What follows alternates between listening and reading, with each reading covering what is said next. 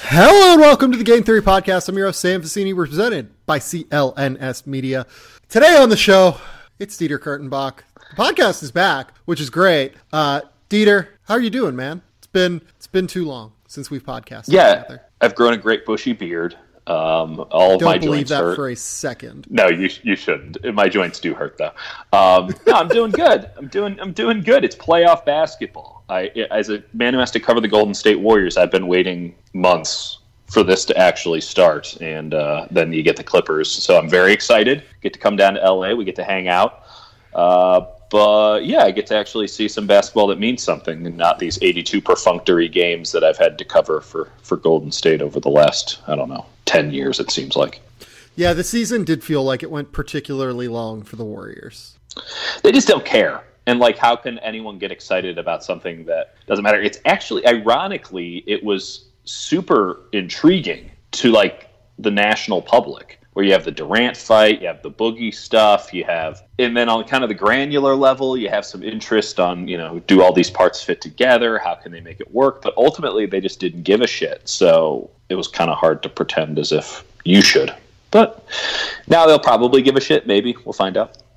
Yeah, I think that the Clippers are kind of the perfect matchup for them. We'll talk about this later, but the Clippers are kind of the perfect matchup for the Warriors early on because the Warriors just fucking hate them. They hate the old Clippers. Oh yeah, they do not like this current iteration either. Yeah, I mean not to the same level, but yeah, it's not the same. But also, it's at the point where this team needs someone that will push them, and this Clippers team plays super hard. Fair. And I think that is something that will really help them. But before we get into all of that, I just want to note, the podcast's fine. It's good. I've just been on the road for 2 weeks now. I'm literally on, I think, day 11 or something of being on the road, and I'm still not going to be home until tomorrow. Yeah, you're breaking. You're breaking under the pressure. So, mentally, my brain is breaking a little bit. It's fine. I'm not, it's not bad or anything. It's just, I'm getting there. I need to get home. Need to see the fiance, need to see the animals, need to be back in LA. This is the concern that I've had. So I'm very excited because now basketball is, of course, for me at least, now it's interesting. Now things are happening. But I'm also now on the road for 3 straight months. I mean, until the end of the NBA Finals. Now, in some points, that might give me an entire week off at home, which sounds incredible, which means I have to cover baseball or the NFL draft, which not so incredible, but here we are. But, man, you get to cover Magabosa, so that's good. Man, I'm staying away from that. I've known Nick Bosa since he was in this always comes across super weird, but here it's a factual statement. I've known Nick Bosa since he was in 8th grade because I covered recruiting in South Florida. So I've known the Bosas forever. First off, none of that stuff shocked me in the least bit. Shocked would have been, I don't know if anyone should be shocked by white guy from rich suburb in South Florida has strong Florida man likes Trump. Yeah, Florida man likes Trump. I'm stunned. So yeah. I'm not. Let the kid do whatever he wants, because honestly, the irony of all of this, and I won't go too deep into a 49ers tangent if I can help myself, but Nick Bosa has a lot of similarities to Solomon Thomas, the guy that they drafted out of Stanford a couple of years back. He's kind of a 5 technique, except a lot better. No question. I don't want to beseech the good name of the Ohio State product, but also Ohio man likes Trump. There's similarities in shape and size, except Solomon Thomas is objectively a tremendous human, and don't want to get into all of it. You can look it up. He's done incredible work. He's a smart guy. He cares. He's always been accountable for not being all that good and being kind of a bust, if we're being totally honest. He is just the best in everything other than football. Maybe Nick Bosa, maybe you need to bring in literally the opposite guy. Maybe that's how that has to go. Not to say that if you like Trump, you're the worst human on the planet, but he seems like kind of a real shithead, if we're being totally honest. Yeah, In fact, I know he is, but that's okay. Yeah, that's okay. As someone who has not met Nick Bosa, I will get away from this one. But having said that, shout out Solomon Thomas. Let's get Solomon Thomas I hope Solomon Thomas has a monster year. I hope he does. What a guy. What a guy. That's all we want. We want Solomon Thomas to succeed.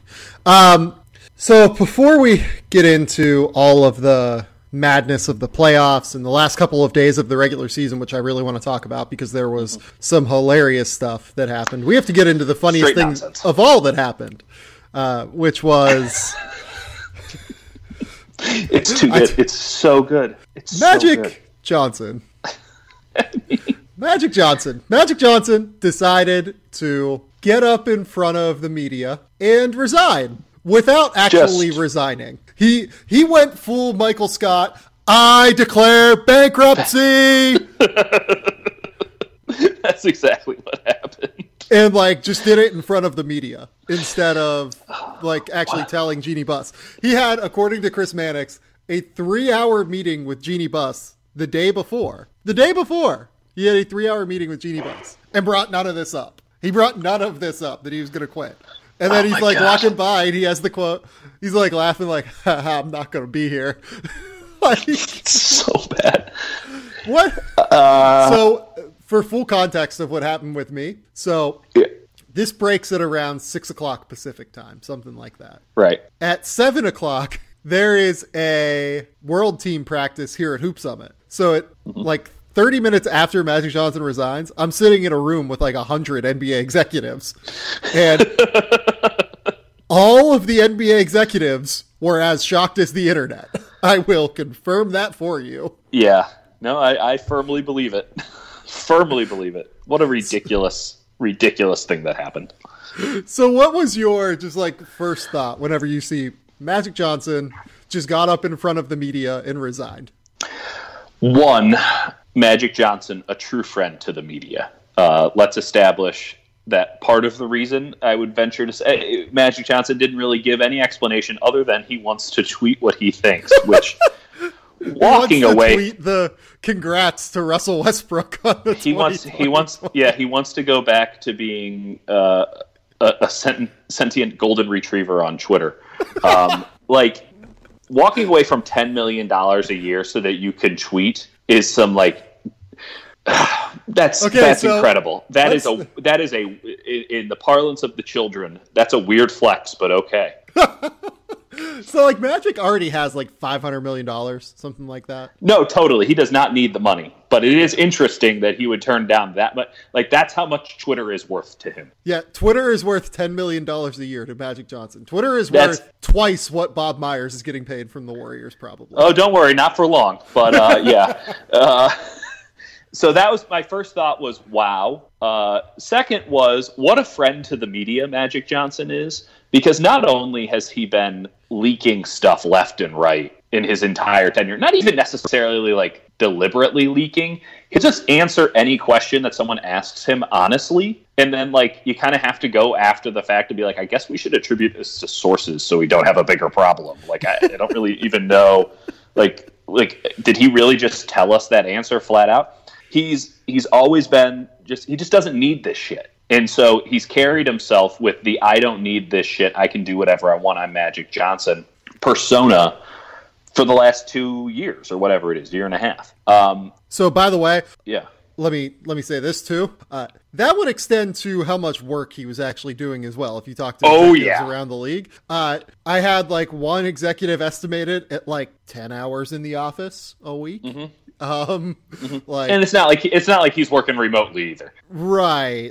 He just isn't, he's not out there scouting. He's not out there trying to, figure out the best way to build this roster. It's just he's waiting for the offseason to come. He's waiting so that he can start recruiting free agents and not really doing any planning. And I think it shows in the way that he went around operating at the trade deadline, right? Mm-hmm. And to an extent, Rob Pelinka, we shouldn't absolve Pelinka of blame here. Nope. But trading Svi for Reggie Bullock is a short-sighted move, given that Reggie is going to be a free agent. I didn't hate it at the time, but just the reason I didn't hate it was I thought that this team had more of a chance to turn it around. And from what I understand, if you were in the organization, you probably shouldn't really have had that realization. Okay. That's aggressive. The second trade was obviously the Ivica Zubac trade, or Zubac's trade. Yeah, what the fuck was that? Which made no sense on any level. You trade your starting center for Mike Muscala. But they needed shooting, Sam. They needed shooting. But by the way, the reason they needed shooting was because Magic Johnson got in front of a TV at Summer League and said, "We got shooting. The way the Warriors, all these teams that had shooting, they weren't successful in the playoffs. We need to build the anti-Warriors," is basically what he said. And well, he did that. Except I guess they could have lost more to be the anti-Warriors. And because of the fact that he did that, they had to take the ball out of LeBron James's hands more because he was realistically one of the only people that defenses respected from or away from the arc. And you signed Rajon Rondo and you had Lonzo Ball. So what are we doing here? It's just keeps coming back to this. What are we doing here? Well, this kind of goes to my initial thought. I honestly thought, this is good news for the Lakers. We don't have to go through this charade anymore. That Magic has any interest in this job, that he knows what he's doing, that maybe, I immediately extrapolated it out to, we don't have to pretend as if Rob Pelinka can't just go run his book clubs wherever he wants. I don't think it took a rocket scientist to figure out that what's going on in LA isn't working for all the reasons you just listed. I would argue even the LeBron, they tout it as this was a major accomplishment. I don't know what the fuck they even did to get LeBron. LeBron had made up his mind to go to LA. All they had to do was not fuck it up, and I guess accomplishment in that regard. But all they did then on top of that was essentially cede away power in a lot of areas of the organization to LeBron and help create an even bigger mess than it even needed to be. By just kind of letting him run however he wanted, we get the Anthony Davis situation, which I don't think is ultimately the reason they didn't make the playoffs, but it wasn't good. Yeah. Here's what I would say about ceding away power, because I think unquestionably they did cede away power. But when David Griffin was in Cleveland, there were the jokes that LeBron was running the Cavs and Rich Paul was running the Cavs, but LeBron and Rich Paul weren't actually running the Cavs. They weren't actually running the Cavs. Yeah. Right. David actually was running the Cavs, and it was because he was a strong general manager who knew what he was doing and figured things out and came up with really smart ideas, came up with very interesting ways to build, right? In Los Angeles, because there was a vacuum there, because there was not really a strong leader there, it created this vacuum that LeBron and Rich Paul were able to enter and build up a lot of, consolidate basically power within the organization. And it got to the point this year where LeBron was essentially, I don't want to say he was running the show. He wasn't. No, he wasn't. That's extreme. But he could. They had a lot of strength. Yeah, they had a lot going on there. LeBron rolling up to a game with a glass of red wine. I get that it's LeBron and he's injured for the first time and all of this, but at the same time, this is not stuff that happened regularly when he was in Cleveland. It's because someone would have been hey, don't do There this. was a level of decorum that had to be maintained in that. Right. Even if, listen, and I don't want to necessarily throw away all the credence to the ridiculous, but not completely unfounded argument that, LeBron was running the show in Cleveland. LeBron had an outsized amount of say. Because he's the franchise player. And he wielded the power that he had, along with Rich Paul. Unlike other stars, a guy like Giannis can probably do the same thing in Milwaukee. He doesn't. A guy like Steph can do the same thing in Golden State. He doesn't. And this isn't to say that that's better or worse. More power to LeBron he has the power. He should use it.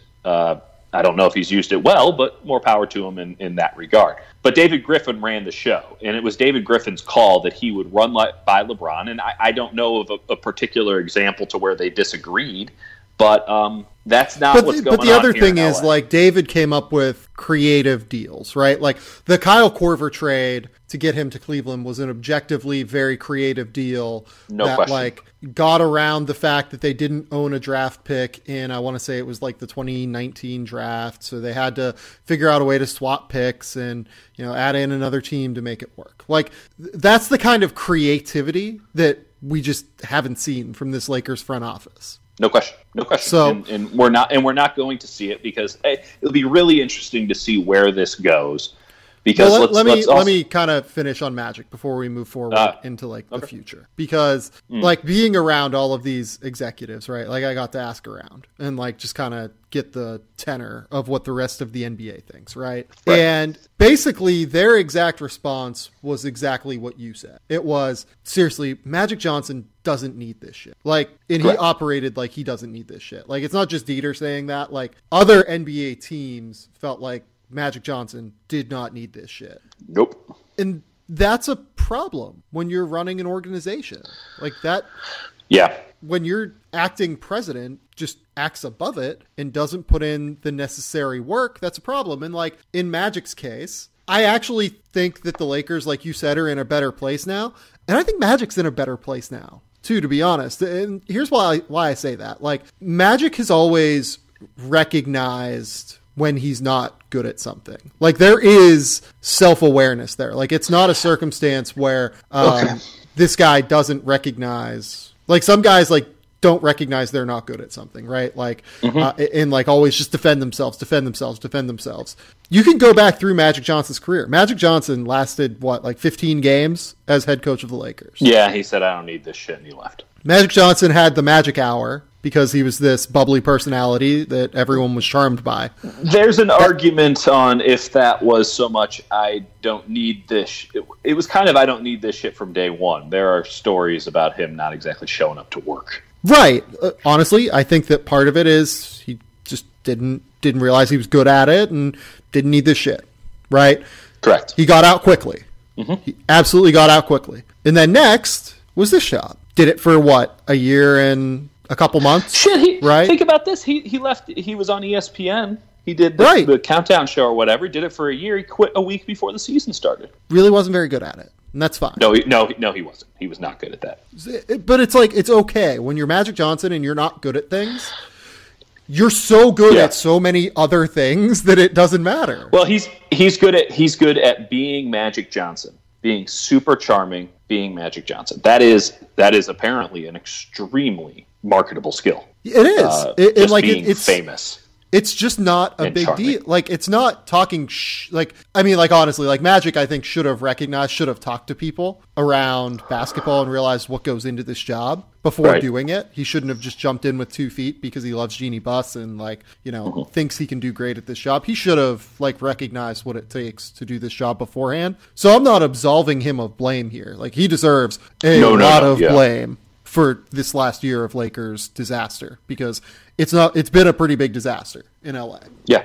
But I will give him credit for knowing when to get out before things get too bad for him, because things could have turned to where Lakers fans do not like Magic. They're always going to love Magic, the player, but legacy, I think, is important. And I think that his legacy, the playing career never would have been overshadowed. But if he would have stayed in this job and they would have failed in the LeBron era, in large part because of a lack of creativity from the front office, right? Lakers fans would have seen that as a blight on the Lakerdom of Magic Johnson. Getting out this early, I think it's just going to be like a blip on the radar, right? He kind of failed at being the coach. Oh, he kind of failed at being the general manager. But you know what? They got LeBron during the Magic days, so you know what? That's a success. I think that LeBron was coming regardless of who was in charge. Correct. But you know what? They will look back and say Magic Johnson was the GM when LeBron James became a Los Angeles Laker. And as long as LeBron does what LeBron can do, I think that is now that he has gotten out and now that he has not totally failed at this job. Okay. Yep. Because of the LeBron thing. I think that it will be looked upon as just a blip on the radar of, this didn't really work, but you know what? He's still Magic. We love him. We have to get into the notion of ownership and where blame lies with Jeannie Buss, because we talk about that being the more or less deciding factor in so much of success and failure in North American professional sports. And we've seen what's gone on with the Knicks over the last, 2 decades, 3 decades, with James Dolan in charge. And there are some similarities here between when Phil Jackson took over the Knicks and then giving Magic Johnson the Lakers. and how they both did not work out, and how neither of those guys was putting in all that much work, if we're being totally honest. And kind of where they go from here, they're going to go for Bob Myers, the Warriors GM. I have a hard time, but not an impossible time, seeing Bob wanting to take on all of the nuance and peculiarity of that situation, even though this might actually be a good time for Bob to go on to something more. He will get a significant raise from the Warriors, I would imagine, just for taking a meeting with the Lakers, and they are going to go after him. He went to UCLA. He lived down in LA for an extended period of time. I still believe he owns a home down in LA. But I don't think that that's going to be his gig, because then he has to bring in a whole new front office. The Pelinka situation is still up in the air. And ultimately, you are still always going to be dealing with LeBron's timeline. You have LeBron for 3 more years. Those are not going to be his prime years by any stretch. He's still an exceptional basketball player. This isn't to say LeBron is washed in really any way, but we're catching the downslope is inevitable. And perhaps we saw it this year with the first long-term injury that he's had, I think, ever. I don't know who wants to take that job. I don't know how they attack it. They're going to pay, but they have to nail this one. As any position like this, you have to nail, but particularly after the failures and with another max salary cap spot on the books for this summer, I am intrigued as to know if Magic maybe thought he couldn't get the job done in recruiting another max guy. I think that's very possible, yeah. He never got a meeting with Paul George. Okay, is what it is. But the fact that we don't hear a lot of Lakers rumors outside of the Anthony Davis thing, which you want to talk about a fuck-up, I mean, world-class fuck-up with the Anthony Davis drama and rumors, and I know that's not all coming from the Lakers, but as you mentioned earlier, the power vacuum that was there allowed that situation to happen in the manner it happened. The end result was that every young guy and every veteran on the Lakers team was involved in trade rumors outside of LeBron James. And, if you listen to Bill Oram, the athletics beat writer for the Lakers, like that shit mattered. Like it actually kind of turned the chemistry of the team. I do find it interesting, in fact, really interesting, that we really haven't heard anything from LeBron outside of, I believe, a Michael Lee column. We haven't heard anything from LeBron on social media. This is a guy who is very much online, happy to tout his accomplishments and mention how, amazing it is that he's just a kid from Akron or whatever. But haven't heard a damn thing from LeBron regarding Magic stepping down. Doesn't surprise me. I mean, he was down in Miami last night, or down where for Wade's last game? It were they Miami. Not in Brooklyn? They were in Brooklyn. They were in Brooklyn. That's right. For Dwayne Wade's his best friend. I understand that there were exit interviews like with the Lakers yesterday, I guess. But no, I have no problem with LeBron being there or not. I'm just saying he had a 4-something hour flight, and I know his plane has Wi-Fi. Just interesting. This guy's on Instagram a lot. It's on Twitter know what? A lot. Like, what is the benefit of LeBron? What is the benefit of LeBron saying something? Again, vacuums. Vacuums are no good. You got to say something, right? But right now, there's a vacuum regardless of what he says, because they literally don't have a president of basketball operations. It's just interesting that he hasn't said, and I don't want to make a mountain out of a molehill here, that he hasn't said, because Magic resigned. He wasn't fired. He resigned willingly. Again, friend to the media wanted to hold a rambling 40-minute impromptu press conference to resign before telling his boss. What a guy. I had someone joke about Magic saying, like, it looked like he had, like, 2 glasses of wine and just got up in front of the media. Like, an NBA executive said that. I don't doubt that for a nanosecond. I mean, I don't know if Magic is that much of a drinker. I don't think, honestly, I've never heard of him drinking even. But, like, that was the perception of what it looked like to other executives, I think is why I say that. So, my favorite tweet of the evening was Chris Haynes there, and like describing it as 40 minutes of just rambling nonsense from Haynes. Like Chris Haynes is like the nicest human.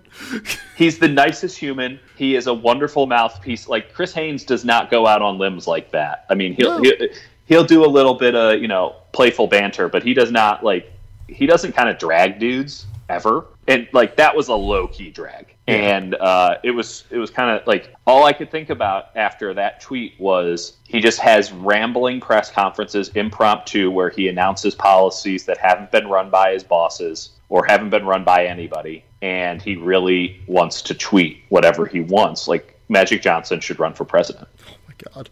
I actually did see a joke. Should Magic Johnson run for governor of California? I mean, I wouldn't vote for him because I know what his work ethic is like on things that he thinks are hard or at least challenging.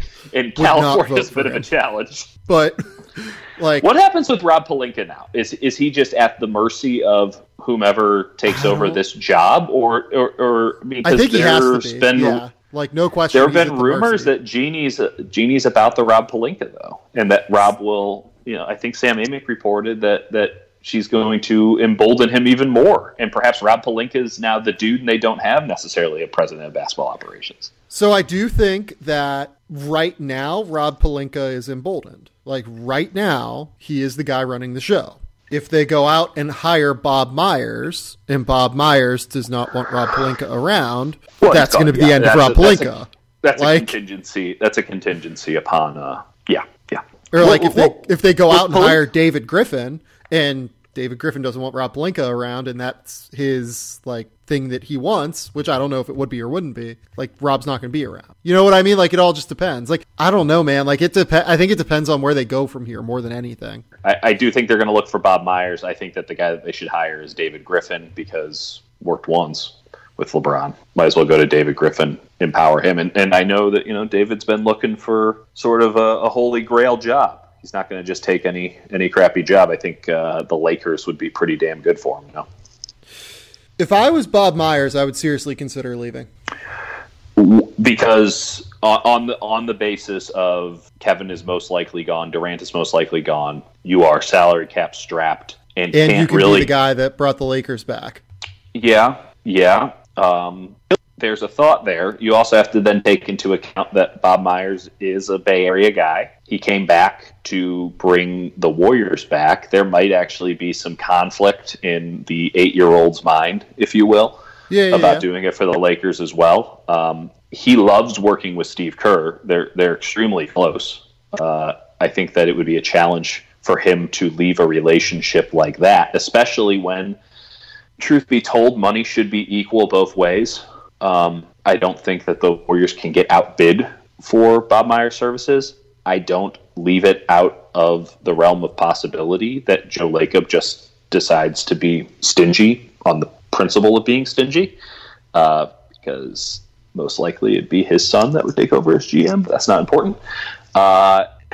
So there's intrigue there. There's no doubt, and I'm certain that Bob is going to listen to the offer, but I am not as optimistic for the Lakers that they can get Bob Myers as perhaps the general public and the informed, or the more informed than I are. I just see a couple of roadblocks there that I think are going to be too hard to get over. But been wrong before.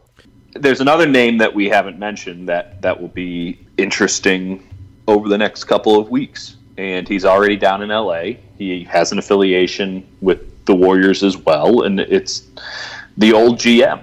It's Jerry West. And I don't think that Jerry is in a position that he wants to be the everyday dude, but as just sort of the overseer and oracle and basketball genius that he is. I see what you did there with oracle. Yeah, no, the pun was fully intended.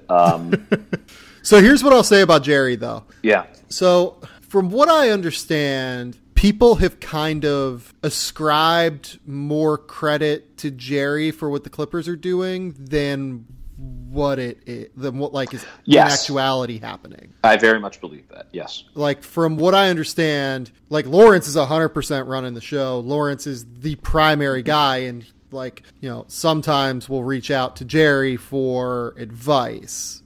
And that's not that different than what it was with the Warriors. Perhaps a little bit more Jerry and more meetings with Bob Myers. But right. you got to remember Bob had never been a full-time GM. He'd been an assistant GM for a little bit, learned the ropes. But, they would run everything more or less by Jerry. I don't think that the same amount of everything is being run by Jerry with the Clippers. But he's there as kind of a big-picture guy.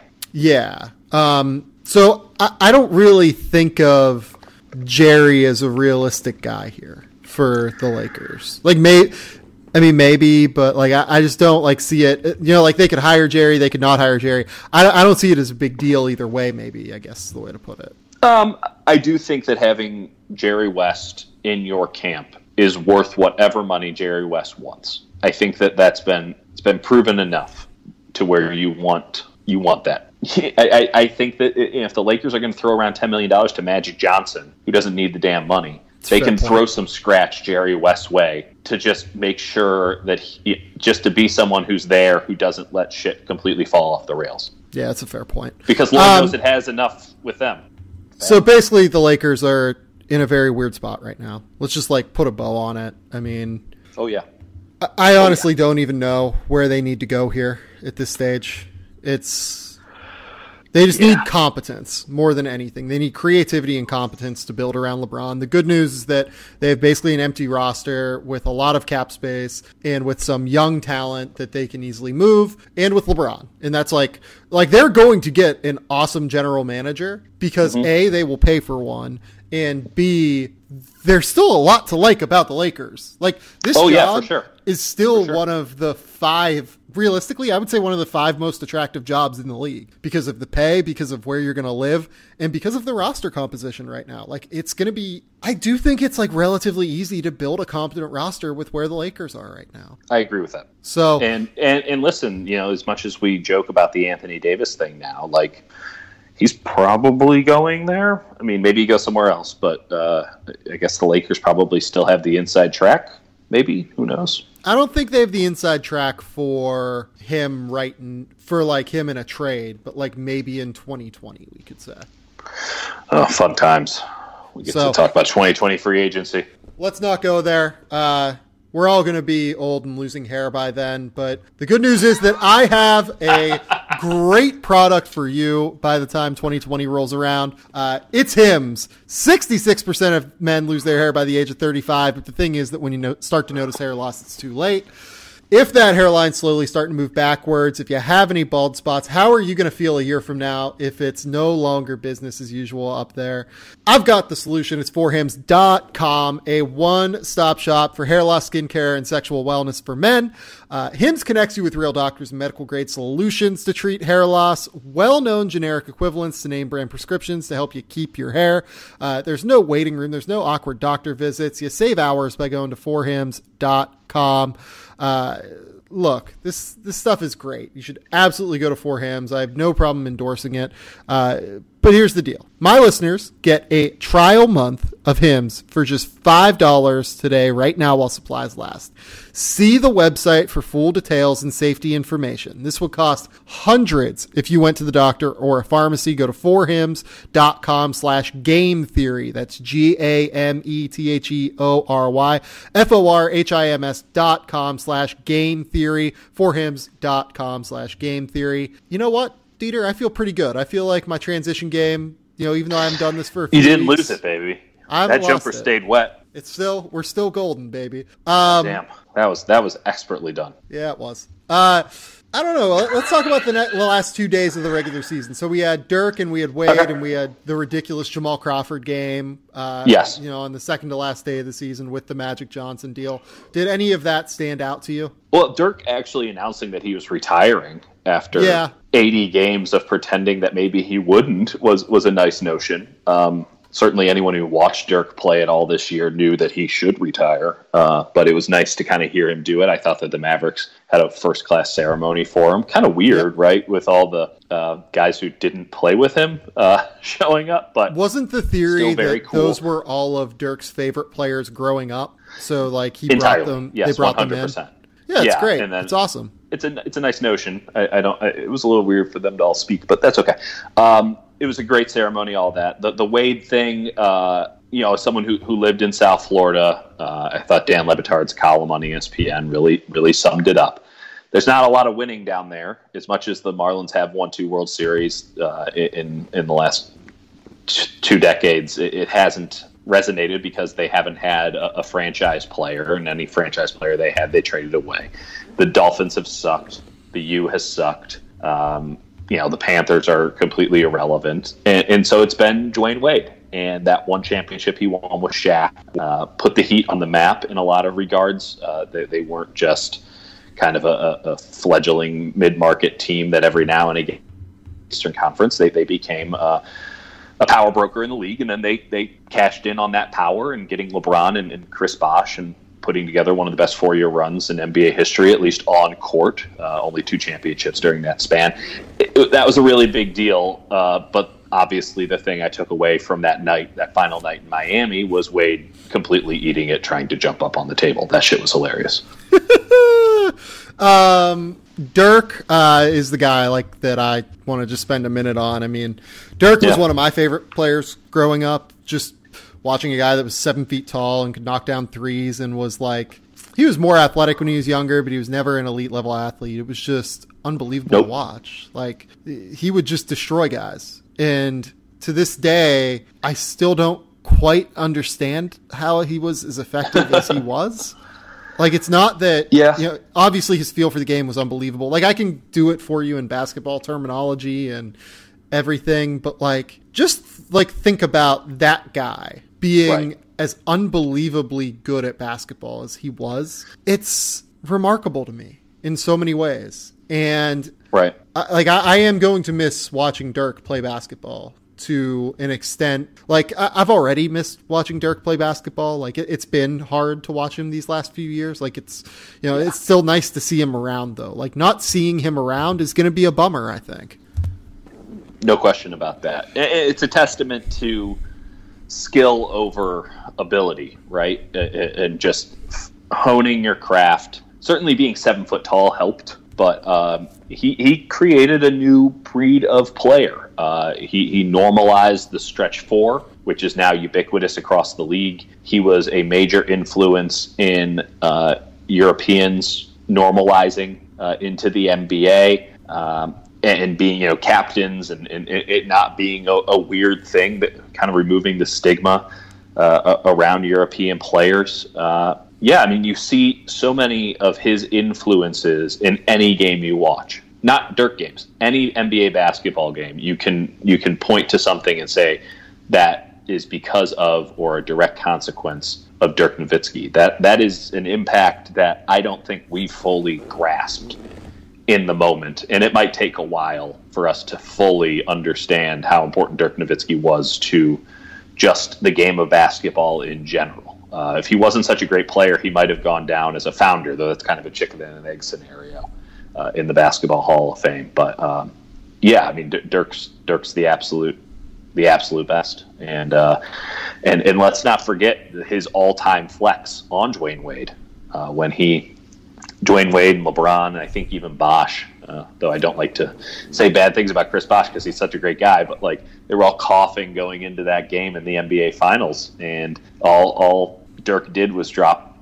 a big old number on him with 104 fever and essentially clinch it for the Mavericks. It was some world class stuff from Dirk Nowitzki. He was a stone cold killer as much as he was a nice guy. Yeah, he was. And Jamal Crawford dropping 51 was just fun. That was hilarious to me. When is Jamal Crawford going to stop, man? The funniest part of it was the Suns and Cavs were basically tied going into that night, and the Suns could have genuinely lost draft position. Oh yeah. I think that actually I do think they were both in the top 3, and realistically the top 3 all get the same odds, but it still would have been hilarious if they dropped from second worst record to now officially the 3rd worst record because Jamal Crawford dropped 51 points in a night. Dallas ended up winning, but it was great. Right. Man, Jamal Crawford's gonna I was saying even before we came on, Jamal Crawford's gonna be dropping 40 at 50 years old. The dude just gets buckets. Doesn't do shit else, but he gets buckets. I have legit told every team that like if they draft Kevin Porter, they should sign Jamal Crawford because Jamal's like just such a great mentor. He's a guy that really will help Kevin be on the straight and narrow. Not that Kevin's like a bad kid or anything. He's not. It's just like there's stuff there. And I would really, really like to see that happen. I would like to see the old Seattle, the start of this Seattle run, basically, of really fun players and Jamal Crawford. Like, I don't associate Seattle basketball with anyone more than Jamal Crawford. Like, Jamal Crawford is the guy for me, even above, like, Nate Robinson, above Zach LaVine, above, like, all the other guys that they've had. Right. Like, to me, it's Jamal. And I would love to see the new guy from that area, Kevin Porter, get that year of mentorship on the same team because I think it'd be really fun. I do think that Jamal Crawford will be with the Seattle Sonics when they are reintroduced into the NBA in 2031. I would so hope so. That'd be really fun. All right, so let's move on to the last day here real quick. Yeah. Actually, a lot of jockeying, like at a really important last day. Too much jockeying. Too much. It was too much to keep track of. Especially given like the guys that were actually on the court too. Oh yeah. It was some hot G League action. So the funniest one was the Blazers. The Blazers sat like all of their guys basically in an attempt. Yeah, they did. I think to lose the game. And they play Anthony Simons 48 minutes. They play Gary Trent 48 minutes. They play Jake Layman 48 minutes. They play 6 guys the entire game.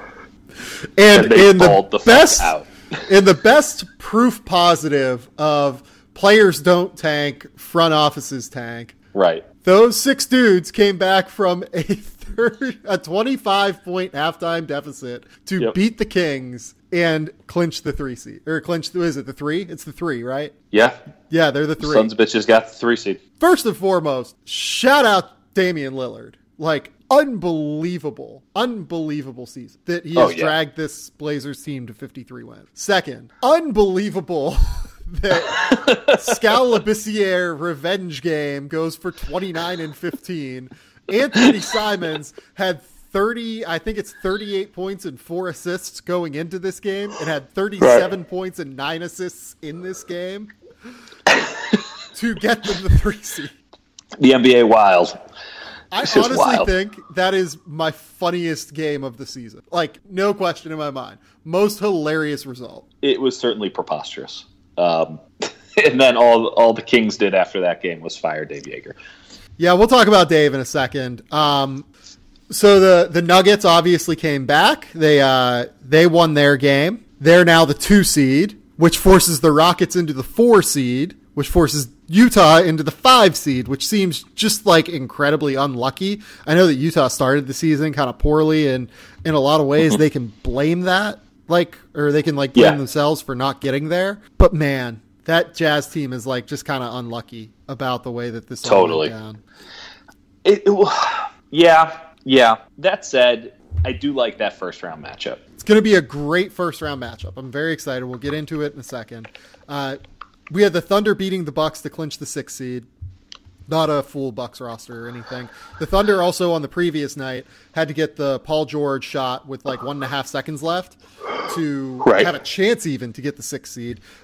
That whole deal is hilarious to me because if Paul George doesn't hit that shot, they're the 8th seed. Yes. And if they're the 8th seed, they're going out in 4 or 5 games to the Golden State Warriors.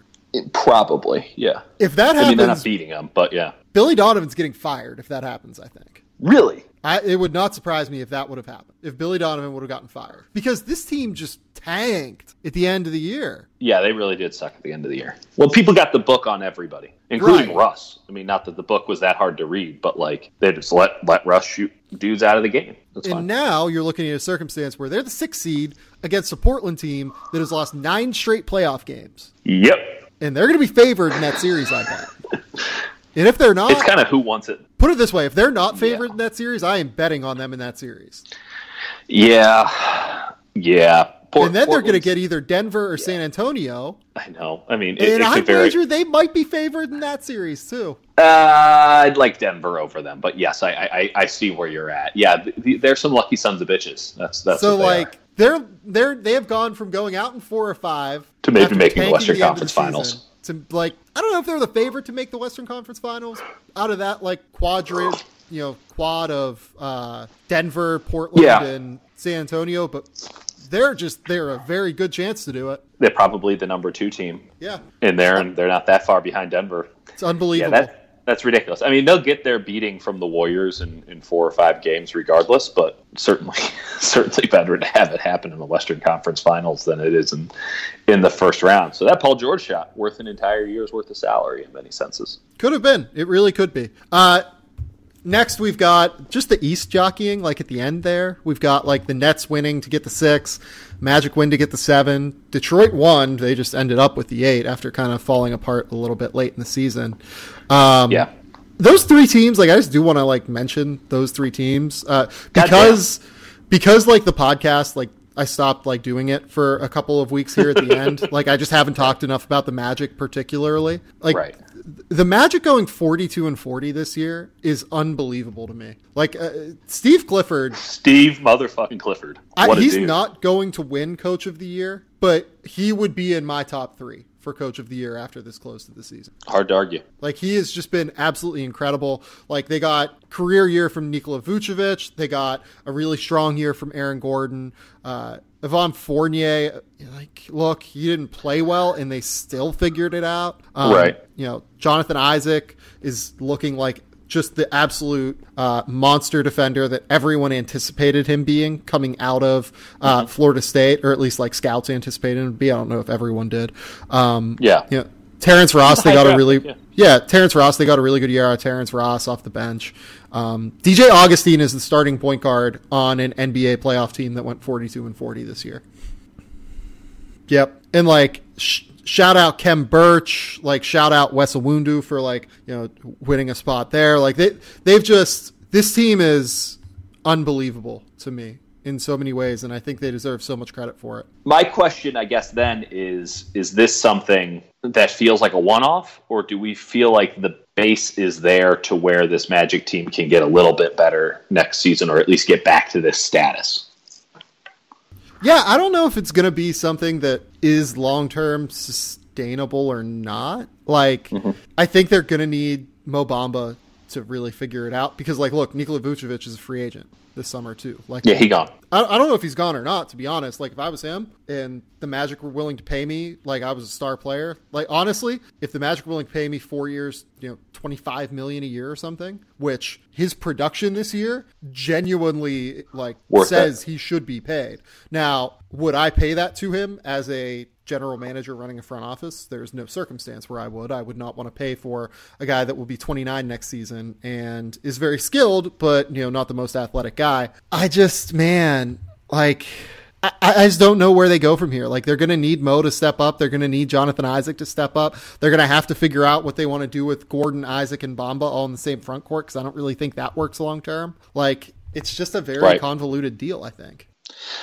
It's interesting because, again, I think that most people think this is a year ahead of schedule. If there was ever even a schedule. Like, I don't even know that. Like, I don't know that there's a schedule for them right now. But I also don't know that their questionable future should take away from the incredible accomplishment that was this year. You know what I mean? Like, and I feel like by discussing that and like thinking about that, like on this podcast particularly, like we'll talk about their future once they get eliminated from the playoffs. But like like I do just like want to like take this second here and be like, Steve Clifford did a fucking unbelievable job this year. And like these guys all just really, the players deserve really so much made credit. a jump. Yeah.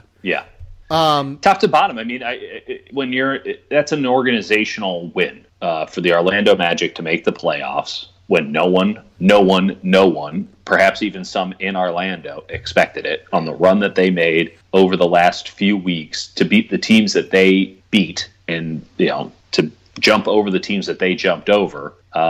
It's special. It was special. And you know what? Like, shout out Brooklyn too. The Raptors life hard. Shout out Brooklyn. But like Brooklyn, we've seen this kind of all year. We've obviously been on the Brooklyn bandwagon for a while. We love what Kenny Atkinson does. I don't think necessarily we presume that D'Angelo Russell wouldn't miss again, but like certainly they were plenty bullish on D'Angelo Russell's potential to get to the spot where many thought that he was going to be when he was drafted by the Lakers. The signs were clearly there in Brooklyn that something good can happen. I didn't see the 6th seed happening, but maybe they can make a run at the playoffs, and this is what happened. With Orlando, no one 500 was a pipe dream, and yet here they are. And I think that they're going to make the series against the Raptors more interesting than I think the general public is giving them credit for. I don't think they win it. I'm not going out that far, but I would not be completely shocked if it went 6 games. Yeah, I don't really see that personally, but I hope it happens. That's fine. Yeah, and then shout out the Nets too. There's a peak. Yeah. Well, I just want to shout out the Nets too, because look, the Nets are in an unbelievable situation organizationally right now. And by unbelievable, I don't mean impressive. I mean I genuinely can't believe that they're here. Sean Marks, Trajan Langdon, Kenny Atkinson. It's preposterous. They've turned the culture of that program just around so well, and have bought low on all of these guys that have succeeded. D'Angelo Russell was an incredible buy low. Spencer Dinwiddie had just been cut by your Chicago Bulls. Ed Davis is a great get. That was we knew that when they signed Ed Davis, though. It was why did Portland give this guy up immediately? Right. Joe Harris, another guy, unbelievable. Karis LeVert. Drafting Karis LeVert, coming off of a foot injury, believing that you can fix that. That's great. You get Jared Allen, a lottery-level talent at 20 in the draft. That's great. They've just done an utterly remarkable job of building on the margins while also maintaining flexibility long-term. And I don't know what's going to happen this summer, but it's going to be – they are a genuine team to watch, I think, in terms of free agency. Oh, yeah. Yeah. No, that's man, it would be a really good time to be a Nets fan. I agree. Hope you 100%. Bought in when we were telling you to buy in years ago, because sky is the limit. I mean, they could be a legitimate contender in the Eastern Conference next year if the chips continue to fall their way. Yeah, no, I totally agree with that. I don't know, where do you want to go next? Dave Yeager gets fired. The Vlade mess is here. Yeah, I mean, do we want to? Are there any series in this now that we know what the bracket is? Are there any series that truly intrigue you, perhaps more so than obviously, or what the public might be viewing it currently as?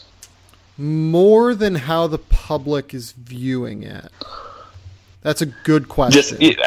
Because you look at it and you go, well, okay, these all look pretty much chalk. The 4-5s in both could be interesting. I don't know that I agree with you on chalk. That's the nature of the 4-5. Okay, so where's the no chalk? Where's the lack of chalk?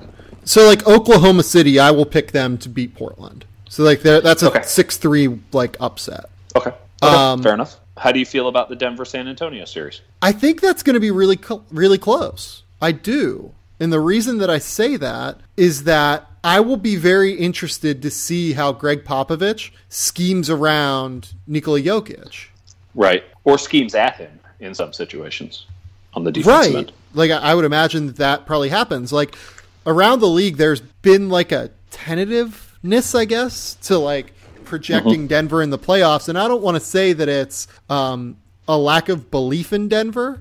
It's more, what is this team going to look like in the playoffs? Yeah. It's just we don't know what they're going to look like in the playoffs because we don't know how hard teams are going to attack Jokic. So, you can kind of look through their season series against San Antonio. They went 2-2 in their season series. For the most part, let's throw out this April game just because it's April basketball and it's always very strange, I think, even though both teams were kind of trying, but it's so stop-starty. All of the games were very close in the first part of the season. Yeah. And I think because of that, it's going to be a very interesting series. There's a matchup situation in this that is extremely peculiar because you do have a Denver team that is, looking for the right word here, they just don't feel consistent. It's a very loose team. When they're on, they're spectacular, but they can also rev down. They're young. They're inexperienced. and you just don't really know what you're getting from them on any given night. As opposed to the Spurs, which honestly, you kind of know what you're getting every night. And it's not spectacular, but it's certainly good enough to beat you. And when you add in LaMarcus Aldridge versus Jokic, and then you have DeMar DeRozan, that I think the X factor in the series is going to be if DeRozan can still get his buckets, because certainly the Nuggets have the wings and the defenders to make his life hell. And if DeRozan isn't getting his, it's going to be very, very difficult for San Antonio to really have anything to provide in this series. They just won't have the points. But if he can get his, that puts more and more pressure, because it's just the constant push of San Antonio, and it's slow and steady, and it might just win the race.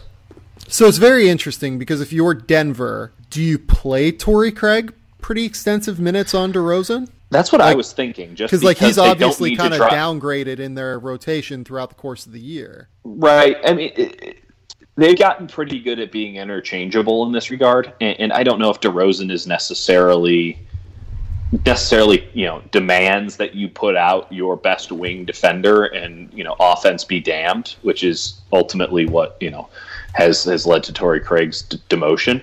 But you don't need 120 to beat the Spurs. You get 110, you're going to win. You're going to win 8 out of 10 of those games. I mean, unless something crazy happens and they drop a bunch of threes. I mean, they're just not dynamic enough. The big question for me in this series in general, there are two. There's one, what does Nikola Jokic look like in the playoffs? What does it look like when a team just consistently attacks him? Because I would imagine that what they're going to do is they're going to play a ton of 2-5 screen action or 2-4 screen action, 3-4 screen action, wherever DeMar DeRozan and LaMarcus Aldridge are in that lineup. Yep.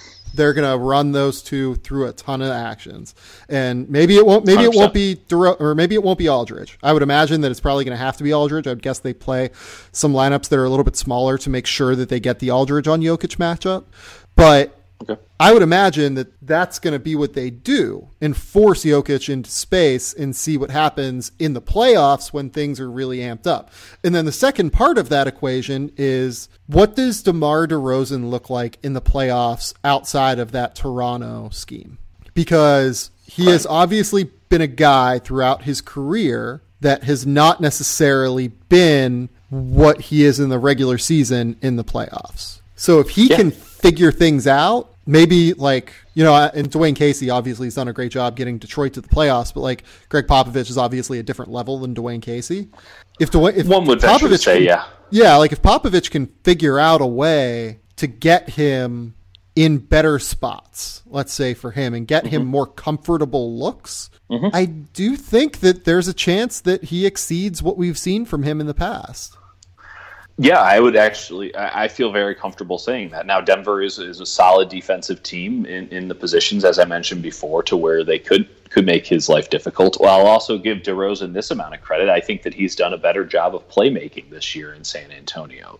They're more comfortable using him as a hub, kind of in the high post at times, to distribute to the shooters on the wings. And for as much turnover as that roster seemingly has year in and year out, they still got shooters. And I wouldn't be shocked. If Pop sees some light, he will take it. Now, last year against the Warriors, he basically admitted before game one, there's no way we're beating these guys, even with Steph Curry out. And so they put in a good effort. They put in a professional effort, but it didn't feel like there was any inspiration there. And I think the entire arena knew. Denver certainly does not carry anything close to that cachet in. And so, I think Pop's going to scheme up something really special, because let's be honest. I will say I do think the Denver what's in front of them, they can make it's a real thing. I think it's going to be huge. First playoff game in a while. You're at altitude. I think that home court is going to be fucking wild. It's going to be fun. Don't get me wrong. The inexperience of this Nuggets team is going to have to remain at the forefront of everyone's mind until it's proven to not be a factor. Just straight up. And say what you will about the Spurs and their lack of overall talent. And yes, they have some young guys on their team too, but they have the best coach of all time. They have their two best players in DeRozan and LaMarcus Aldridge have been through this fire before, at least the first round. they have and listen, when I say that there's some light, this Spurs team can get to the Western Conference Finals. Yeah. It's not a preposterous concept. I don't think it is at all. They have to beat a Denver team, which is gettable. And then they have to beat a team that they arguably might be better than anyway. Just straight up. They might be favored in the second round, regardless of who the opponent is. So I don't think much of San Antonio, but shit, when you have an opportunity like that, you got to take it because you're just one twisted ankle away, and who the fuck knows after that? You got to go. So I think Pop's going to scheme up something really special. You have to also then take into account that, last year his wife died during the playoffs, and as callous as it might be to say, like that's not going to be happening in his life. He wasn't there. He literally he was at a funeral. He wasn't coaching that team. I believe after Game 3. So this year I would expect something actually kind of special, and Nikola Jokic is going to have to prove that he's first team All NBA. Are those ballots in yet? Has everyone submitted their shit? I would have Joel Embiid over Jokic for what it's worth, but I mean, I agree with you. I agree with you on that. But what I'm saying is, the people who vote on that, my belief is that vote has to be in nowish.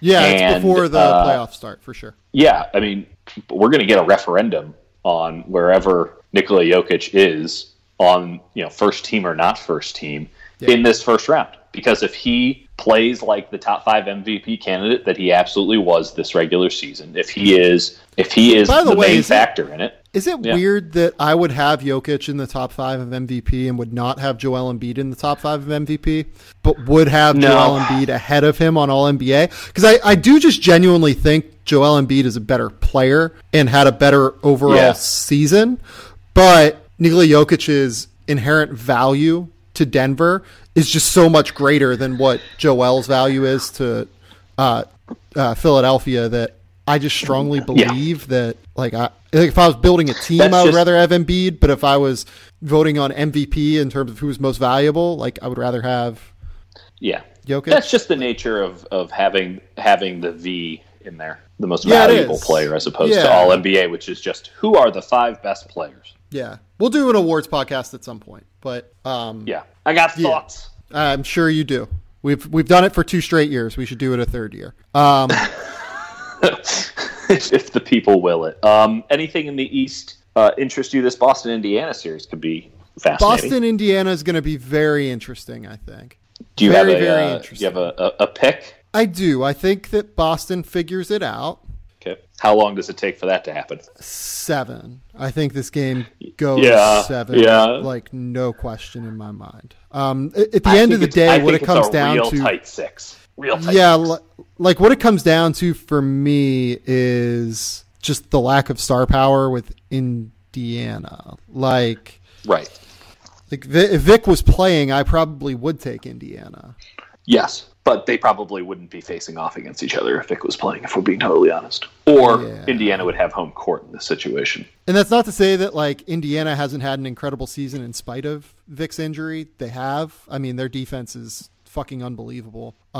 It's really good. Yeah, they really rotate as one. It's kind of they're kind of like the Texas Tech of the NBA this year in a lot of ways. Okay. And care to elaborate on that? It's just that they just play great defense, and they're so stout defensively. They're so stout defensively. Their rotations are just on point consistently. Miles Turner should get genuine consideration for Defensive Player of the Year. If you look at what they have in the backcourt defensively too, Corey Joseph is just so tough and physical. Bojan Bogdanovic has had a really strong year defensively compared to what he has in the past. I saw that Matt Moore put Bojan on his fake All NBA team. I don't know that I would go quite ridiculous. That far, but I do think he's probably been a top 10 forward in the NBA, because he plays the small forward or whatever you want to call it, kind of a wing player. Right. Right. Domantas is great. They're just so stout. They're so smart. They're so strong in the way that they play. I don't want to bet against them because they are much like Texas Tech is. Everything that I love about a college basketball or like an NBA team or a college basketball team or whatever they are, given that we're comparing the two sports, right? Right. But at the end of the day, man, like, yeah, I am going to bet on Boston's talent just kind of coming through and figuring it out. We've been assuming that it would happen all year. It hasn't happened in the way that we thought it would, but that's where I'm going to bet on. I mean, yeah, it's simplistic. Listen, I and don't like wanna, it's not analytical, but whatever. Yeah, I don't want to bet against Boston in this series, because if they put it together, they'll blow this Indiana team out of the water. And we have seen at times this year the Celtics, sometimes just because of the stage of the moment, just really turn it on. And Kyrie certainly has the ability to more or less win this series kind of by himself. And Lord knows the Celtics have enough talent around him to make that even more interesting and even more of an onslaught. One thing to watch there for me is how quickly does Indiana decide to take Darren Collison off the floor, because they've been a lot better defensively without Darren this year. Good call. I'll just be very interested to see what they do lineup wise, basically to try and match up with Kyrie. Yeah, because I mean, there's so much. If we knew the answer to why the Celtics are the way that the Celtics are, this series would be a lot easier to predict, and it would certainly, probably result in a Celtics victory. It's just one that I'm going to be keeping my eye on, particularly if Indiana goes up 1-0, because as much as we say, oh well, the Celtics, now it's playoff time and they'll lock it in and it will be okay. The pressure of the playoffs might also crumble this team. I don't know if they have the foundation in place to handle the stresses and rigors of a real existential challenge come postseason. So something to keep an eye on for sure. Trying to think, Oklahoma City and Portland, we should probably talk about why I like Oklahoma City there, and have kind of said throughout that I like Oklahoma City there. Right. What's the deal with CJ McCollum? I mean, is he even 100%? Yeah, my big thing is that if CJ doesn't play, plays at less than 100%, I think it's going to be really tough for Portland to generate offense against Oklahoma City. Totally. CJ is going to play. I shouldn't say isn't going to play, but is he going to be CJ McCollum? Is he going to be that guy? Right. That's the big question, I think.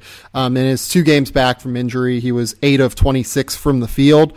Only had 20 points combined in those 2 games and played 27 minutes a game in them. So I really, look, it's a 2-game sample and we shouldn't ascribe a crazy amount to it, but I did go back and watch those games this morning because I was curious about it, and I don't think he looked 100 at all. No, not from what I saw either. But maybe he was taking it a bit easy. Maybe maybe he was easing his way back in, and then that is the case. Obviously they're without Yusuf Nurkic as well.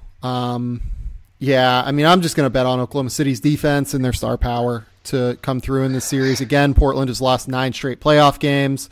I'm just going to bet on Oklahoma City figuring it out. Yeah, at the same time, I will also always bet on Russell Westbrook shooting his team out of games. It's reasonable. And I think it's going to happen more than once in this series. I do think that this is going to be a bit of a nail-biter.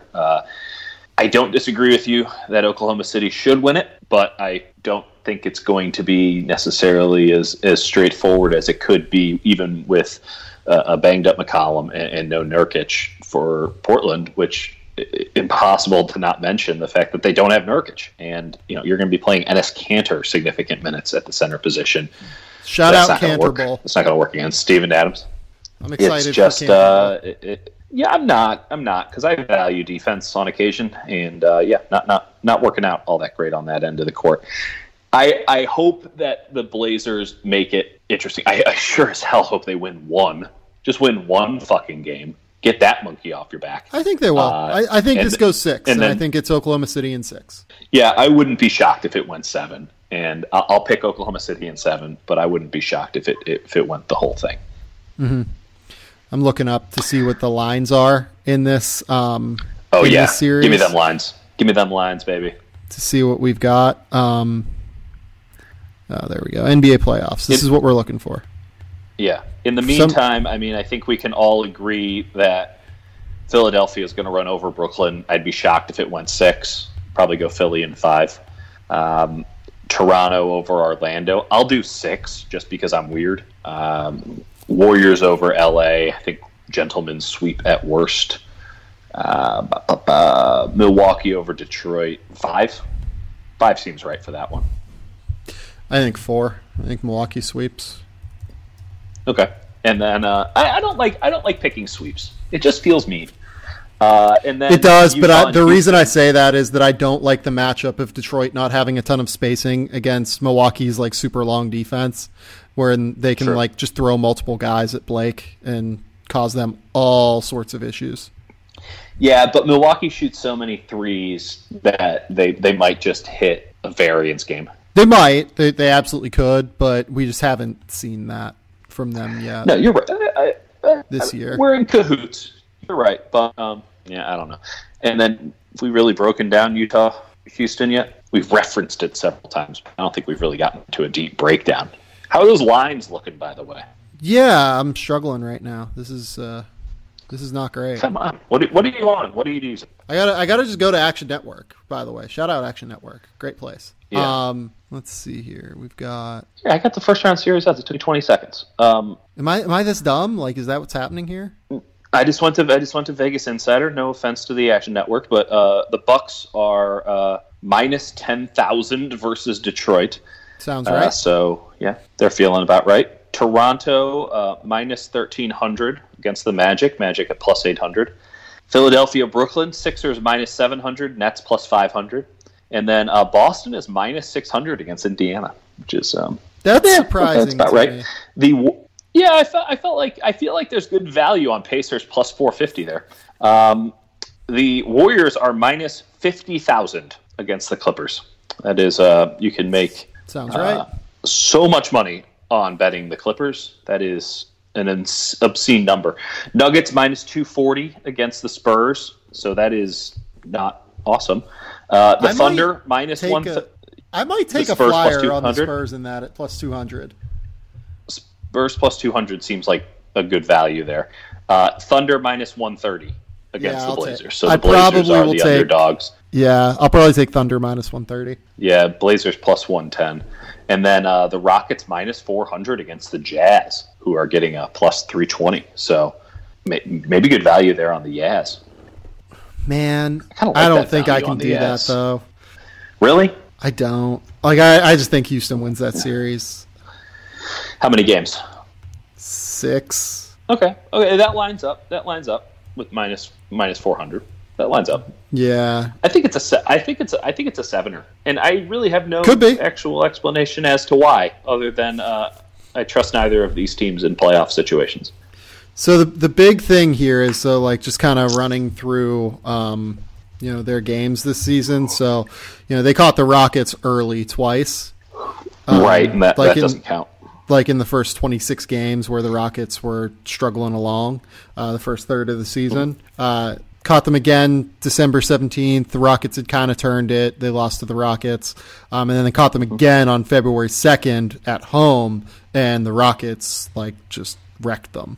So I don't that's a 1-game sample, and look, I don't want to take a crazy amount away from it, especially given that the Rockets didn't have Chris Paul in that game, didn't have Clint Capella in that game. But man, it's tough for me to get past that too. I don't disagree that it's tough, and I'm not picking them. Don't get me wrong, but I still think it's interesting. Yeah, it's interesting. All right, so I'm gonna get real interesting real fast with this team. I'll just run through my picks like you did. I'm gonna say Milwaukee in 4, Toronto in 5, Philadelphia in. I'm gonna say 6. I think Brooklyn gets a couple of those games, but cool. Philadelphia ultimately wins. I'm gonna say Boston in 6. Maybe 7. I'll say Boston in 7. I think that's a very close series. Yeah, you said that earlier. Yep, that was the number you gave earlier. I gave it 6. Golden State in 4 because I think that they just fucking hate the Clippers and want to end them. Yeah. Denver. I'm going to say San Antonio in 7. I am. I'm going to say it probably has to be in 6, though. Man, the home court. No, I'm going to say Denver in 7. I really think the home court is going to carry them. Denver in 7. Yeah. I will take I think plus 200 is good value on San Antonio, and I will take plus 200 because I think that ultimately it's like a 55-45 series in my mind. Right. But I will, if you're making me pick, I will say Denver in 7. Denver in 7. You should probably take out just a straight San Antonio in 6 line. I probably should, honestly. That's really smart. And then I'm going to say Oklahoma City in 6 and... Okay. Agree with you on Oklahoma City in 6. Houston as much as it pains. Houston in 6, I think. Yeah, that feels like the series. We mentioned the home court advantage, right, of Denver, and obviously there's a bit more raucousness, if you will, because it's Denver's first playoff series in a whole long time. But it's not as if Utah isn't at elevation either. Like they have a home court. No, it is. No question. It absolutely is. I'll tell you what the Warriors are wishing for. As many games in Utah for the Rockets as possible where James Harden has to carry the entirety of the load so that he's just completely exhausted in round 2, because they have been banking it to a certain extent on when they play Harden, he's going to be so goddamn tired from playing in arguably a more taxing season than last year. And then, just wearing down the way that he usually wears down come playoff time. And now you get him in the second round. In theory, he's going to have fresher legs. So they're asking of Utah to take a toll on Mr. James Harden, which, based on Utah and Golden State's relationship, it might be Houston in 5. Yeah, it could be. It really could be. I honestly thought about Houston in 5. I was thinking more about Houston in 5 versus Houston in 7. Put it that way. Yes, I'm in agreement with you. Though and that's no knock on Utah. Like Utah's great. They've had a really, really strong close to the year, but yeah, I'm gonna have to go with Houston. I want to watch Game 1 and perhaps change my mind, because it's going to be such a direct and rote game between the two of them. Both teams really just have one kind of smoke, and I'm fascinated to see just how Game 1 goes. Because if Utah's smoke looks on par with Houston's smoke, that is incredibly informative for the rest of the series. There's not going to be any change-ups. They're just going to keep throwing haymakers at each other to the best of their ability. And Game 1's going to tell us pretty much everything we need to know, I'd estimate. Yeah. Dieter, is there anything else going on in your life? Anything you want to talk about? Not with people in general. We can talk differently, though. That's true. Let's get out of here. That's super shady. It's so shady. I feel so crappy. This is like The Wire. We're just out here. We're not going to be taking notes at a criminal conspiracy, to quote Stringer Bell. It's so bad. Oh my god! I need to. That's something I might do. That's something I might do during these playoffs. So the playoffs are beautiful in the sense of there's actually a lot more downtime. I get to focus on one team. They kind of do their thing that day. I write a thing or two, and then it's like, oh, now what do I do? And instead of drinking, I might just go and rewatch The Wire. I thought you were going to say you were going to start a criminal conspiracy. Oh no, of course. I mean that goes without saying. But just for a little bit of inspiration on top of it, I might rewatch The Wire. Right. I don't know. Any movie recommendations for me there, Honcho? I got some time on my hands now. We've got Chris Davis at 0 for 52 right now, by the way. Oh goddamn. That's tough. Meanwhile, the other Chris Davis, who's playing in Baltimore at this moment, keeps hitting home runs because you can't stop this A's offense. So obviously, being on the road, I haven't had a chance to go out and see a crazy amount of things. I'm excited for Shazam. I'm excited for Pet Sematary. Okay. Not excited for Hellboy. I don't think that it looks all that good. Trying to think, is there anything I've seen recently? Let me go to my list. Yes, I have a list. Did you watch anything on the plane? I haven't. I've been doing work on flights, honestly. I haven't really. I can't do that because my arms are too long. Yeah, I watched The Inventor. What did you watch? The Elizabeth Holmes documentary. Is that the Michael Keaton movie? No, that's the Founder. Yeah, so that's the Founder. Sorry, The Inventor. So I read Bad Blood, the book. Mm-hmm. I've heard the book is better. Exceptional. Yeah. Yeah, I highly recommend it. So I'm a big Audible guy. So to say I read it is probably misinformation. I listened to the book and read probably like 20% of it max, because you can get both on Amazon. The book is just like, that shit's wild. It's all extremely plausible, don't get me wrong. It doesn't feel like fiction. It should be, but it doesn't feel like it. But it is just, every page is just something wild. So highly recommend Bad Blood, the book, if you got that kind of time on your hands. Have you seen Us? I don't think I've talked about Us on the podcast. I have seen Us. What were your initial thoughts? I'll wait for yours before I share mine, because I gotta feel the room here. So my initial reaction was that it was good, not great. Yes. As I've stepped away and thought about it, I've thought it was somewhere above good. Like, maybe it was not as good as Get Out. It's been like so long since I've seen it now. It genuinely feels like it's been a year since I've seen it. I wouldn't go as far as to say it was a great film. I do think it was a very, very good film that like should not be up for an Oscar, probably.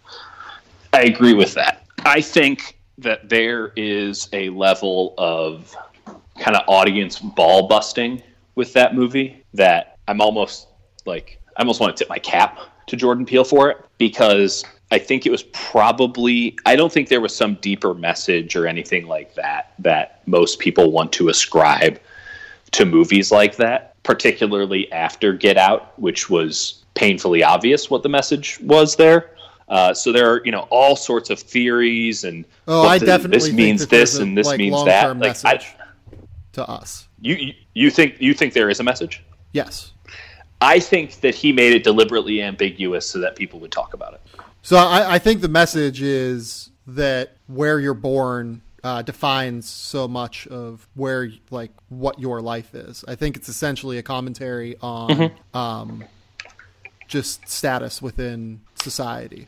No one could disagrray with that. I'm talking about even like a deeper thing, because like that's an obvious metaphor. It is. No one's going to debate that. It is for sure, but I think that's what he's hoping for. And to be honest, the problem for me was... That's a simple metaphor. We're not dealing with the simple metaphors when you're getting into online theories about this movie. I mean, we're just like 10 levels deeper than that, and it's all just completely laughable to me. Well, the problem for me was that I thought that, and this is where you might want to like stop like listening if you haven't seen Us for whatever reason. Yeah, please stop listening under any... But, yeah, like, I thought the twist was very obvious. Like, as soon as I thought the twist was the first scene, and I knew what was going to happen after the first scene. Mm-hmm. Which was, and, like... Oh, right, yes. I'm not going to say what it was, because, like, I like, just in case anyone is still listening, but... No, you're right. Heather called that, too. Yeah, like, Laura and I were sitting in the theater. Called it straight up. Yeah, and Laura's... like looked at me and she's went, "Oh, X," and I was like, "Yes, that's exactly. You're 100%. That's what's going to happen." and we all said, "Why?" And then we watched the rest of the movie. It was good. I mean, it's a good movie. I would recommend people see it. Let's was put an expertly crafted movie in terms of cinematography, in terms of mise en scène, like stylistic choices.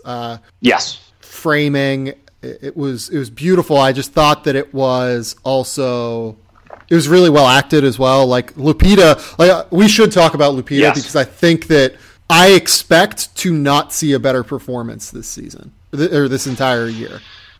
Yeah, though the shadow voice, while cool and part of the great performance, was also like super laughable.